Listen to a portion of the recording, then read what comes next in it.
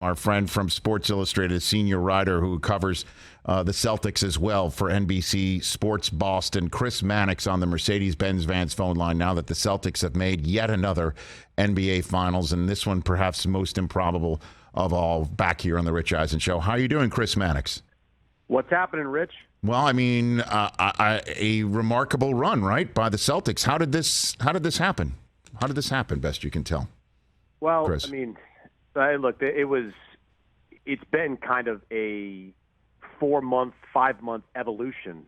I mean, I was part of the local broadcasts in November and December where they were just awful. Like, there's no two ways about it. And I distinctly recall, every night kind of saying the same thing after a game where they don't play with passion. They don't play with focus. They look disorganized. They don't seem to like each other all that much. I thought rock bottom for this team was this late December loss in Minnesota where they played the Timberwolves, who were without, I think, their top 4 guys, and they still lost to basically a minor league version of that team. That we're here now talking about the Celtics in the finals is one of the most improbable turnarounds I can remember. I mean, if you want to boil down kind of what it, what it is that got them here, it's defense. Ime Udoka, even during the dark days, was teaching them a brand of defense that they weren't used to, a switch everything type of defense that was predicated on the skill set of Marcus Smart and his ability to be a defender in the ways that previous Celtic point guards, whether it's Isaiah Thomas, Kyrie Irving, Kemba Walker, couldn't be. They stuck with that.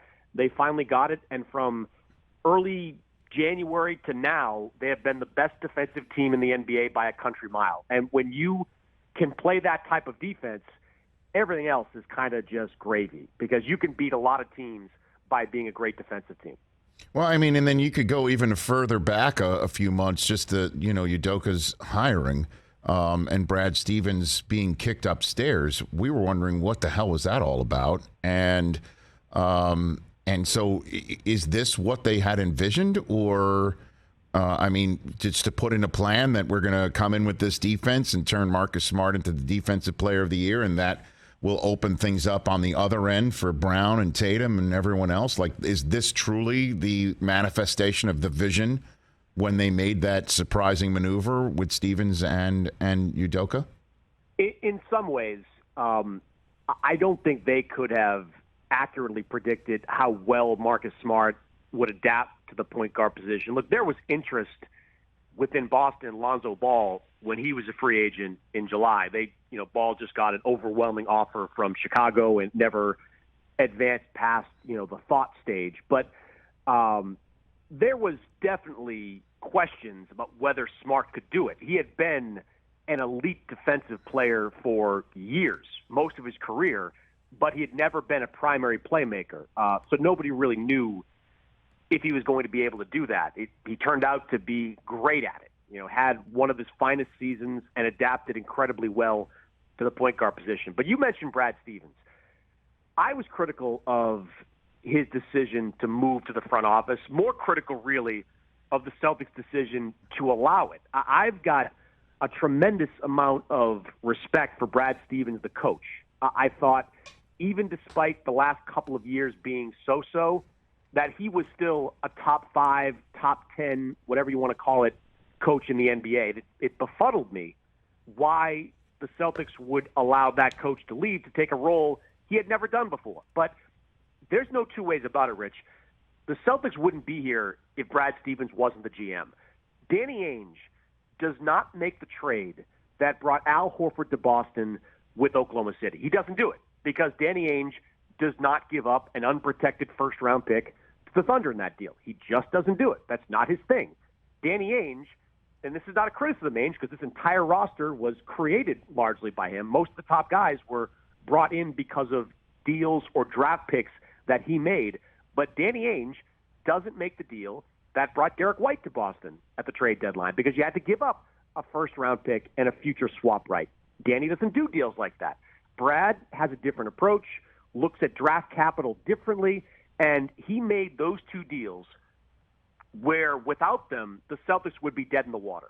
I mean, where would they have been all season without Al Horford? Where would they have been in these playoffs without Al Horford? Where would they have been without Derek White, who turned it on really after just the second or third game in the first round and became a huge part of what this team did? Brad Stevens is as responsible for the success of this team as anyone in that organization. Media doesn't vote for NBA Executive of the Year, but he would have had my vote for Executive of the Year. And then on top of it, Chris Mannix, the team they just vanquished, Pat Riley being at the top of that flow chart, his phrase that I always sticks with me is teams that successful teams need to avoid the disease of more, right? When obviously when you win a championship, everyone wants more, or you're successful, everyone wants more, and not focusing on the team. And in that respect, how does Tatum and Brown avoid the disease of more? Because sometimes Tatum's the Batman and Brown's the Robin, and then they switch roles, and it's sometimes possession by possession. How do they avoid that? How does that work, that relationship? Well, I mean, it's a commitment to winning first and foremost that both these guys have. And look, they're not flawless in this regard. It's kind of been a joke in recent years within members of the organization that when you get into like late December and January with these two guys, you kind of see a lot of your turn, my turn stuff as both these guys try to get on the All-Star team.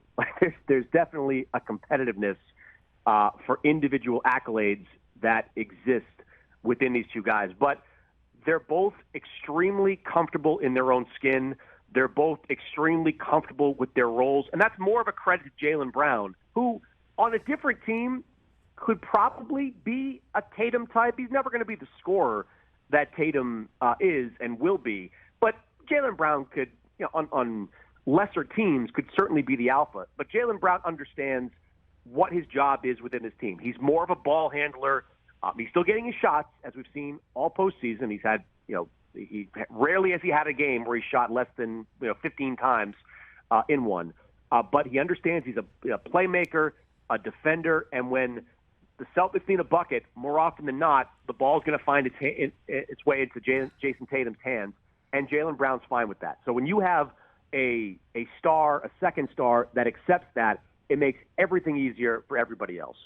Chris Mannix here on the Rich Eisen Show, NBC Sports Boston, also senior writer from Sports Illustrated right here on the program. Now that it's Warriors and Celtics, break down the matchup for me. What are the advantages, disadvantages of this series, best you can tell? Well, I wonder, Rich, if we look back in a couple weeks and think about what could have been if the Celtics closed out Miami in 6, because they're banged up. I mean, Robert Williams is just dragging that leg up and down the floor. To his credit, I mean, the guy came back from significant knee surgery in like a month. I mean, that's not nothing. I give him a lot of credit for doing what he's doing out there. Marcus Smart, alluded to this after Game 7, where like the entire left side of his body is aching, whether it's his foot, his ankle, his quad that cost him a game early in the playoffs. I mean, he's in tough shape. And, I know internally, they wish they had those 2 extra days in between the conference finals ending and these finals beginning, because they could have used Saturday, Sundays to rest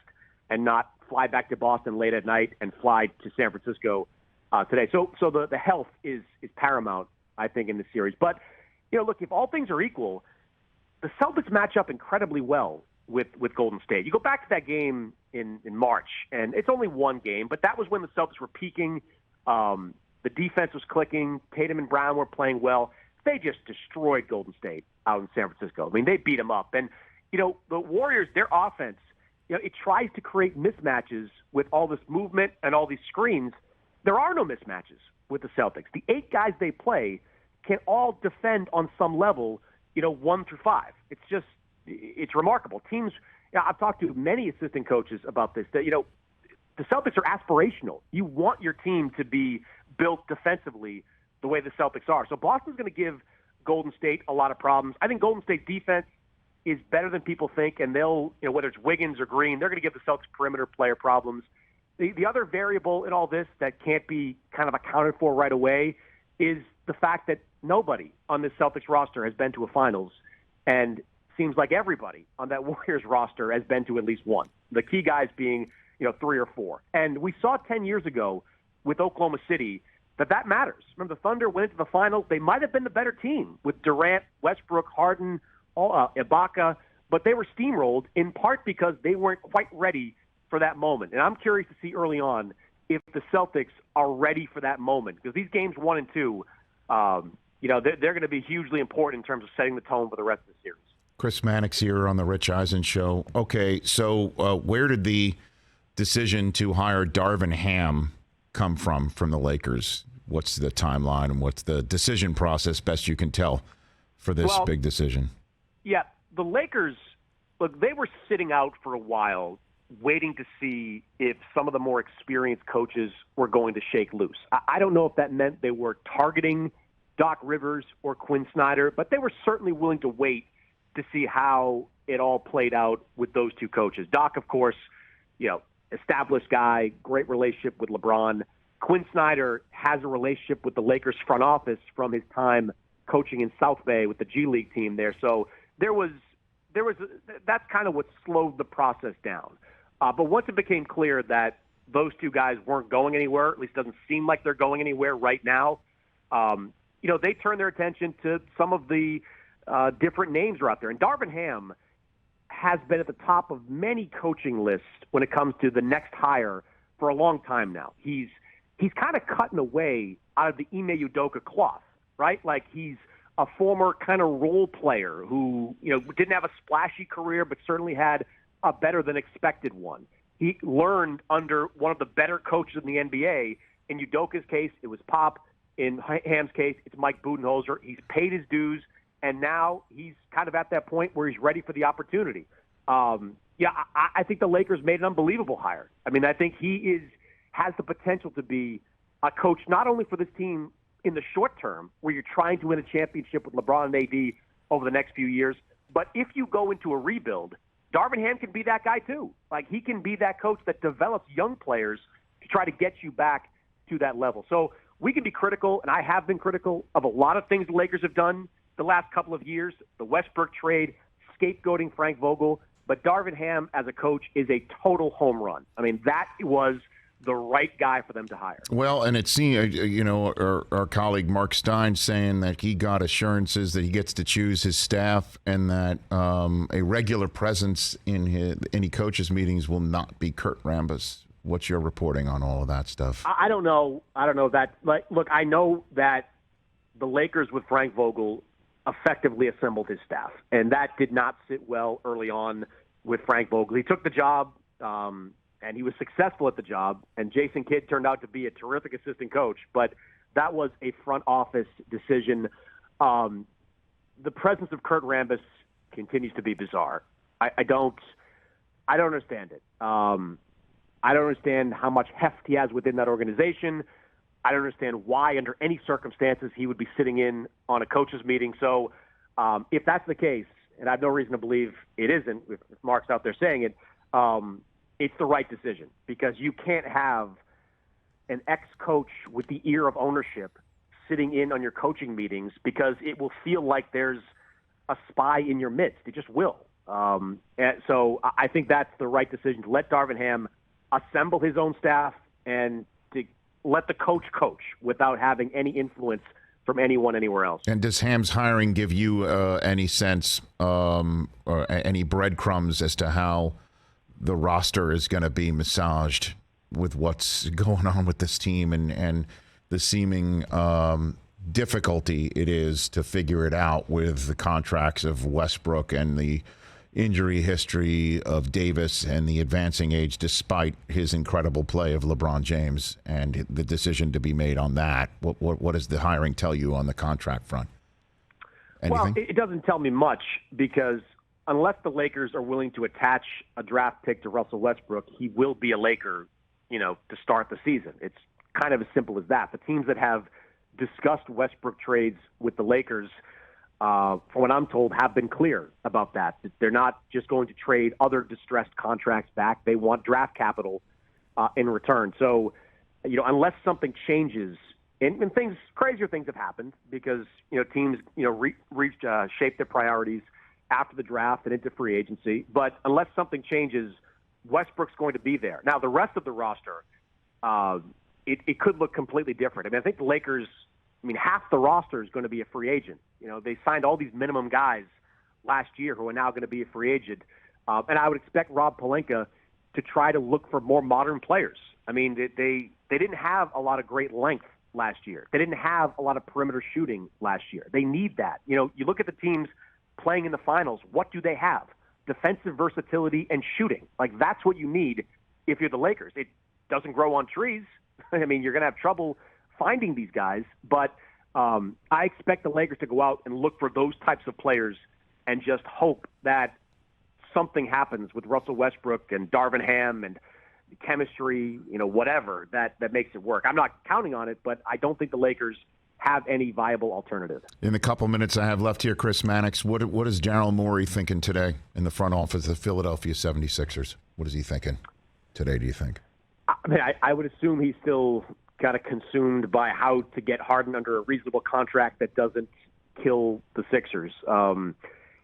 It's got to be frustrating for Morey, for Philadelphia, to see that season end the way it did. But now he's facing a decision that it will define the Sixers during his era. Like, how he handles Harden moving forward and the kind of contract that he gives him will be everything. I mean, if he can find a way to get Harden on board with a Chris Paul type of contract that guarantees him a little bit more money but protects them on the back end, he'll have done his job. He'll put the Sixers in position to succeed during this Harden era, and if it has to end sooner than they want, to maybe continue to build around Embiid. But Embiid's 28 years old.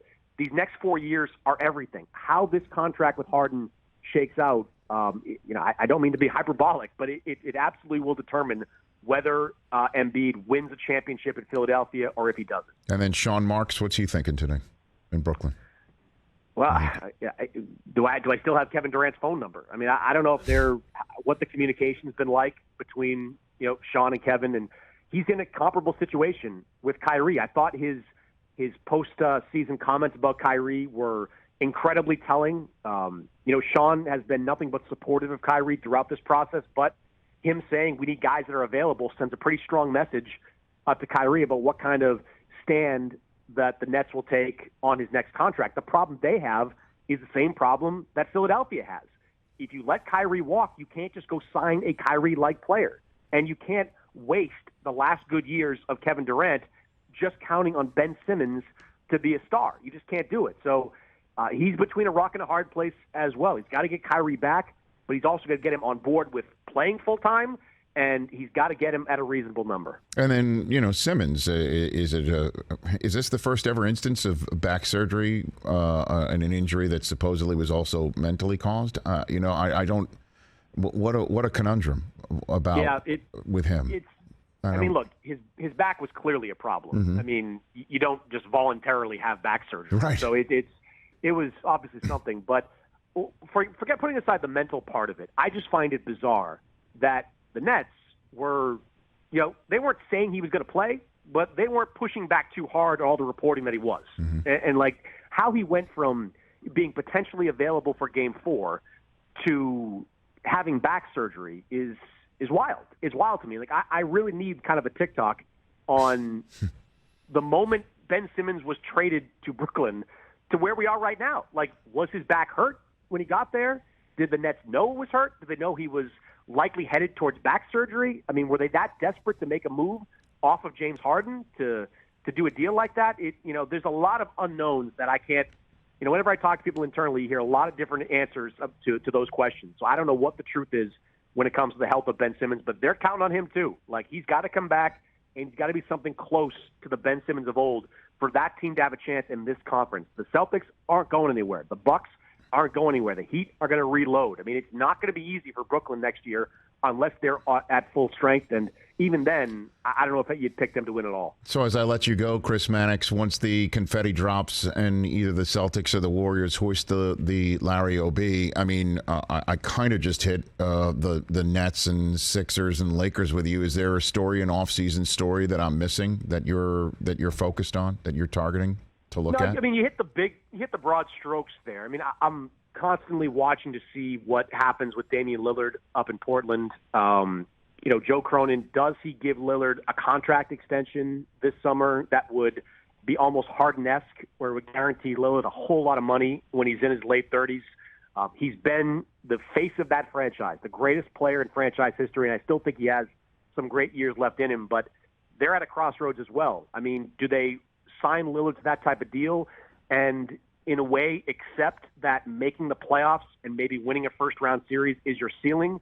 Or do you be bold and start to look around at potential deals that might bring back the kind of draft capital that has put Boston in this position? I mean, remember, the Celtics are here right now because they traded away Kevin Garnett and Paul Pierce and got the picks that eventually led to Jason Tatum and Jaylen Brown. It took a long time, 10 years, but they got there. And I'm curious to see if Portland has that kind of mindset or evolves into that kind of mindset at some point this offseason. Chris, thanks for the call, man. Love our chats and love your reporting and just the conversations we have. Really appreciate it.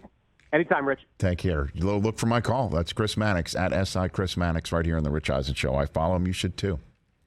Hey, you watched all the way to the end. Thanks for that. Watch more right here.